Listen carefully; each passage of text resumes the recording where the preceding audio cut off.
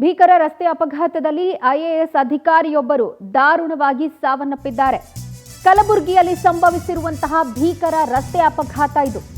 IAS ಅಧಿಕಾರಿ ದಾರುಣವಾಗಿ ಸಾವನ್ನಪ್ಪಿದ್ದಾರೆ. ಅಪಘಾತಕ್ಕೆ ಮಹಾಂತೇಶ್ ಬೀಳಗಿ ಐಎಎಸ್ ಅಧಿಕಾರಿ ದುರ್ಮರಣಕ್ಕೀಡಾಗಿದ್ದಾರೆ. ಈ ಹಿಂದೆ ಮಹಾಂತೇಶ್ ಬೀಳಗಿ ಅವರು ದಾವಣಗೆರೆಯ ಡಿಸಿ ಆಗಿ ಬೆಸ್ಕಾಂನ ಎಂಡಿ ಆಗಿ ಕೂಡ ಕಾರ್ಯವನ್ನ ನಿರ್ವಹಿಸಿದ್ರು. ಅವರ ಪ್ರಾಮಾಣಿಕ ಸೇವೆ ಹಾಗೆ ಬಡವರ ಪರ ಕಾಳಜಿಗೆ ಅವರು ಹೆಸರಾಗಿದ್ದು.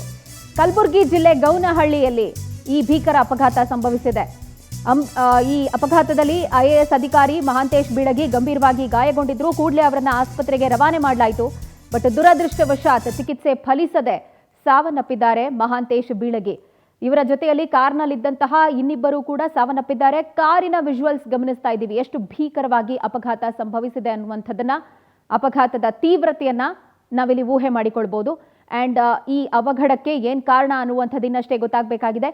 ಐಎಎಸ್ ಅಧಿಕಾರಿ ಮಹಾಂತೇಶ್ ಬೀಳಗಿ ಅವರು ಸಾವನ್ನಪ್ಪಿದ್ದಾರೆ ಈ ಭೀಕರ ರಸ್ತೆ ಅಪಘಾತದಲ್ಲಿ. ದೃಶ್ಯದಲ್ಲಿ ಗಮನಿಸ್ತಾ ಇದ್ದೀವಿ ಮಹಾಂತೇಶ್ ಬೀಳಗಿ ಅವರ ವಿಜುವಲ್. ಅವರು ಭಾಷಣ ಮಾಡುವಂತಹ ಸಂದರ್ಭದಲ್ಲಿದ್ದು, ಮತ್ತೊಂದು ಕಡೆಯಲ್ಲಿ ಎಡಭಾಗದಲ್ಲಿ ಅಪಘಾತದ ತೀವ್ರತೆಗೆ ಮೃತದೇಹಗಳು ಹೇಗೆ ಬಿದ್ದಿದೆ ಅನ್ನುವಂಥದ್ದು ಅಂಡ್ ಆ ಕಾರಿನ ಪರಿಸ್ಥಿತಿಯನ್ನ ಗಮನಿಸ್ತಾ ಇದ್ದೀವಿ. ಏರ್ ಬ್ಯಾಗ್ಸ್ ಎಲ್ಲ ಓಪನ್ ಆಗಿದೆ, ಬಟ್ ಸ್ಟಿಲ್ ಫ್ರಂಟ್ ಹಾಗೆ ಡ್ರೈವರ್ ಸೈಡ್ ಬಹಳ ದೊಡ್ಡ ಮಟ್ಟದಲ್ಲಿ ಕಾರು ನಜ್ಜುಗುಜ್ಜಾಗಿರೋದು. ಈ ಅವಘಡಕ್ಕೆ ಏನು ಕಾರಣ ಅನ್ನುವಂಥದ್ದು ಇನ್ನಷ್ಟೇ ಗೊತ್ತಾಗಬೇಕು. ದಾವಣಗೆರೆಯ ಡಿಸಿ ಹಾಗೆ ಬೆಸ್ಕಾಂನ ಎಂಡಿ ಆಗಿ ಮಹಾಂತೇಶ್ ಬೀಳಗಿ ಅವರು ಕಾರ್ಯವನ್ನು ನಿರ್ವಹಿಸಿದ್ರು.